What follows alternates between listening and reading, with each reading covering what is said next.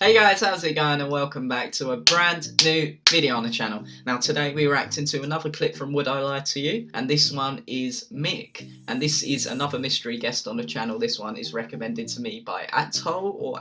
I'll put your comment down here. I'm sorry if I don't know how to pronounce your name properly, but thank you very much for the recommendation. As you guys know, I've been thoroughly enjoying these special guest Would I Lie to Yous. They're really interesting, and it always makes you have to like decide, is it that one or that one or that one? Very interesting, and it makes you think. So looking forward to getting into this one. And if you guys are new around here, make sure to like, subscribe, and let's get into the video. Here we go, guys. This week's special guest, Mick.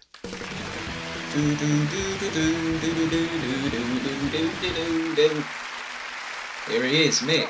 Gabby, what is Mick to you? This is Mick, and I deliberately tripped him up during the wheelbarrow race at my son's sports day. Okay, James, how do you know Mick? This is Mick, and for 6 months, he was my sworn enemy when a practical joke got out of hand. Right, okay. And finally, Lee. This is Mick, he's my son, and I'm only allowed to see him every second Friday. Right, okay. So I think we can rule that one out. This is Mick, I once took him home from nursery instead of my own son. That's better. That's better. So there we have it. Is Mick Gabby's cheated child, James's feuding friend, or Lee's traded toddler? David's team, where would you like to begin? Well, Gabby, the wheelbarrow race, you were also a competitor. What was the format of the race, and how did the accident Your happen? classic sports day wheelbarrow race. Child is the wheelbarrow. I was driving my son as a wheelbarrow. Driving. And Mick's mum, Barbara, was driving him.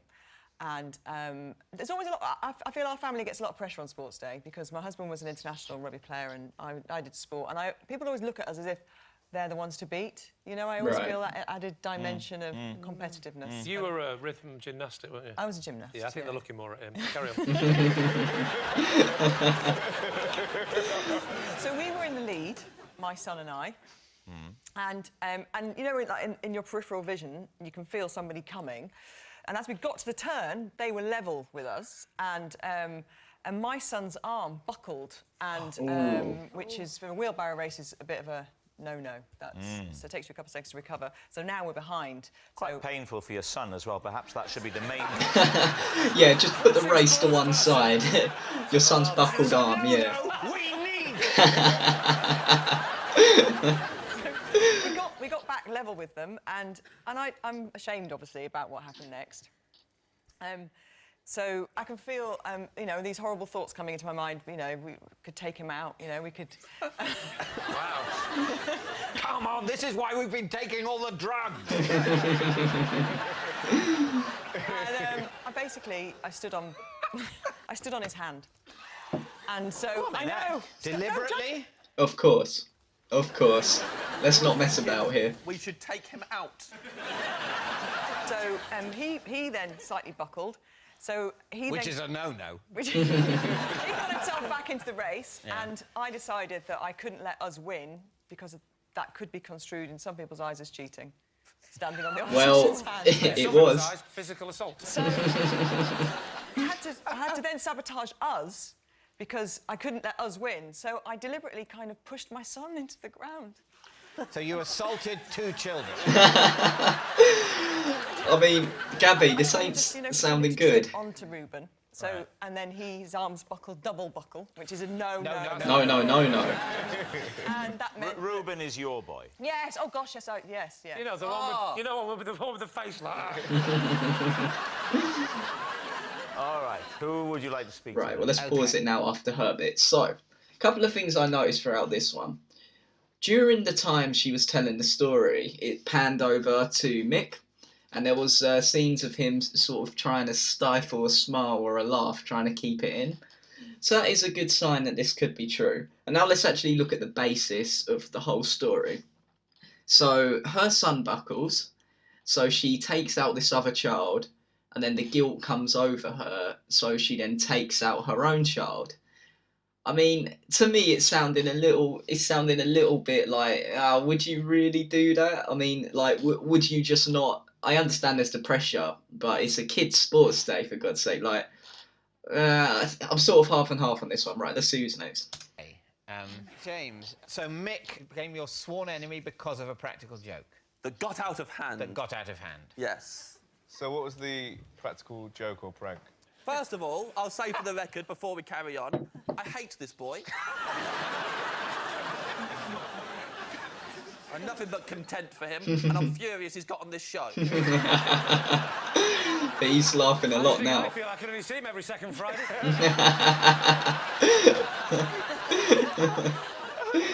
Oh, that was good. So what was the practical joke, James? He put cabbage leaves in my bed. How did he get in your room? I was staying at his house. On a sleepover? How old are you? A few years ago. Yeah, well, he wouldn't have been born. He was 9. And you were what, 31? I was, what, 28? 29? Right. And how do you know him? I know his dad. He's his son. Right, okay. Oh, I don't know. And you were staying at their house. Yes. Why did he put cabbage leaves? Why is that a thing? Oh, it's not a thing until he started doing it. Yeah. There's something severely wrong with him. I don't know why he started You say following this kind of started stunt. doing it? Was Yeah. What do you mean? So this has been a continuation. Oh, is it? There? Well, I don't know. This is the first of many, David. So I Oh, said it okay. got out of hand. I do not use those words lightly. so you regularly stay at the house of... Oh, no. Oh. This little man does not restrict these pranks to his own house. He has no respect for anyone's privacy and will cross any boundaries available to him. I hate him with all my heart. There is some vengeance in those words. So he initially put cabbage leaves in the bed you were sleeping in when you were True. staying at his father's house. Yes. Right? And then subsequently... Yes. He has followed you and put cabbage leaves in other places you've been sleeping. No. OK? What then? He sent me a cabbage in the post.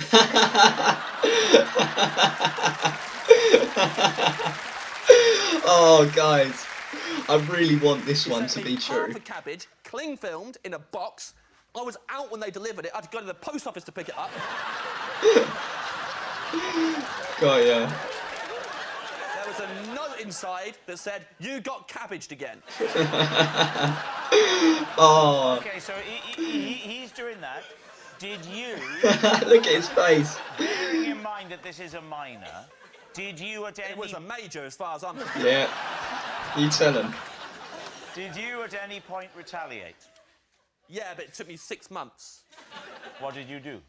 After 6 months of this, Well, when you say 6 months of this, Yeah. what is this? There's the initial cabbage leaves in the bed Yeah. at his house, Yeah. and there's the posted half cabbage. yeah, Anything else? his granddad cabbaged me to my face. Gave me a present. It was all wrapped up nice. I thought it was a nice present. I unwrapped it. It was another half a cabbage wrapped in cling film. Oh, guys. Members of the public started cabbaging me. I made the mistake. don't know of whether talking to about believe it on the this or radio, not. And then everyone got the idea. And I couldn't turn up to a gig without there being a cabbage hidden somewhere in my dressing room. Well, thank God you're playing safe and not saying it on telly, eh?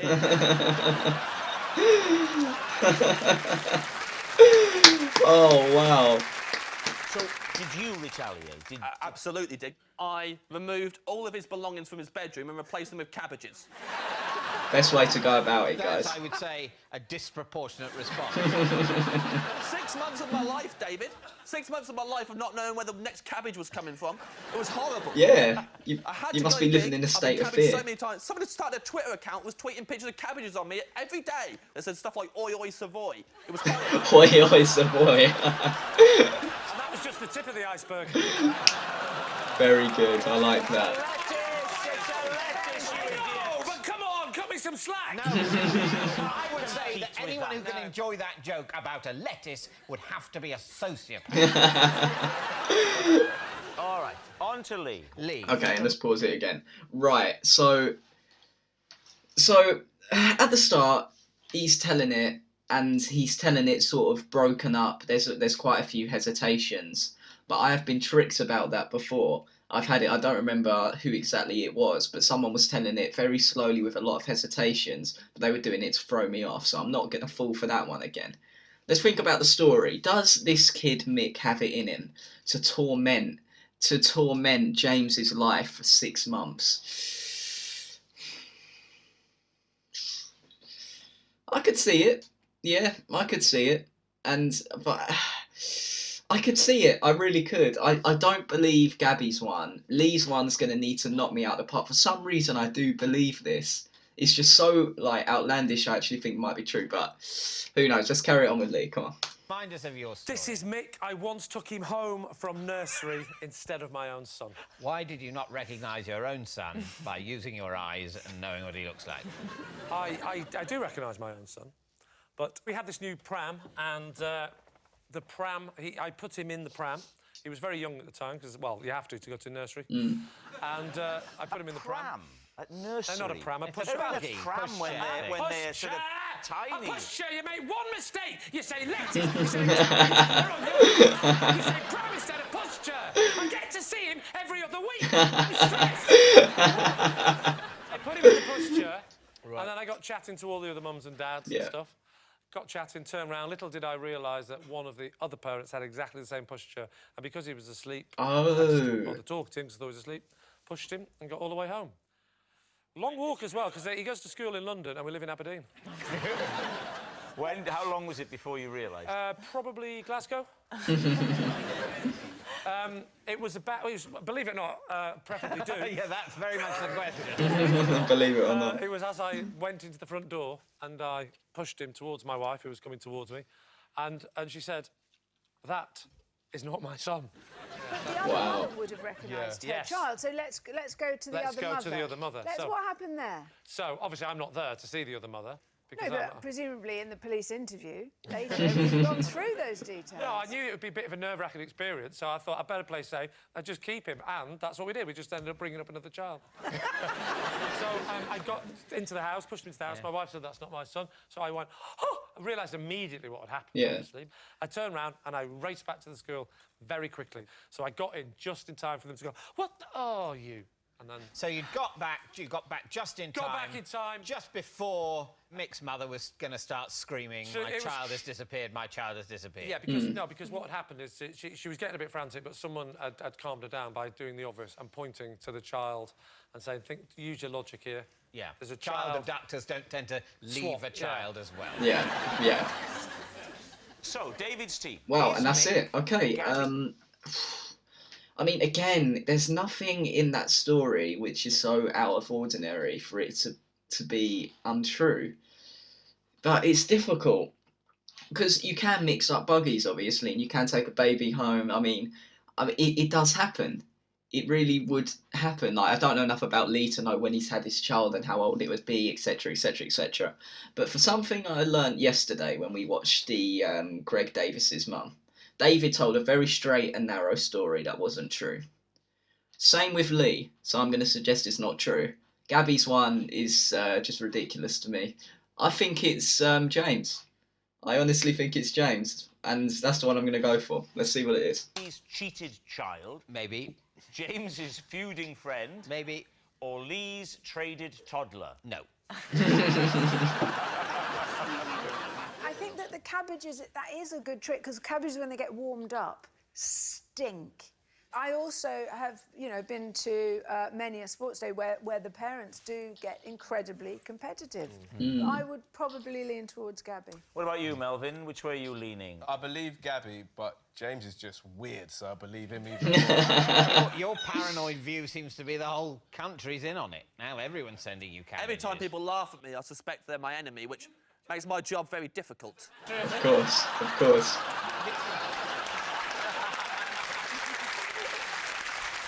You think Gabby, but James even more. And David thinks it's me, so... Oh, I don't know. He's stuck. James. Yes, come on. I think it is. Would you please reveal your true identity? I'm Mick, and I am James's worst enemy. I knew it, boys, I knew it. Let's go. Come on, let's have it. Come on, we did it. We did it. There we go. Brilliant. Yes. Mick is James's feuding friend, and here's the proof Oh. that Oh, that is good. James did to Mick's bedroom. Oh, that is very good. Oh, that was brilliant, guys. That was brilliant. Well done, and that's it. Okay, I want to start off by saying, at Hall, thank you so much for the recommendation. And one trend I've learned throughout these mystery guests is you have the person who tells the straightforward, semi-true, very believable story. In both cases today, and yesterday was David and Lee. Then you have the other person who tells a story which is a little bit believable, yeah, but you know, it's sort of, you wouldn't, nah, it's just not gonna be it. And then you have the crazy outlandish story, like it's Greg Davis's mum. He broke up a fight. You have polos coming out of your mouth. You have cabbages flying left, right, and centre. And it is those ones, isn't it? Oh, guys. But no, this one was really good. And the next time I react to a mystery guest, I'll try and take that logic on board. But no, I'm gonna leave it at that. If you guys are still watching at this point, thank you so much. You guys are the best. And if you guys are new around here, make sure to like and subscribe. And I'll see you guys later for the next video.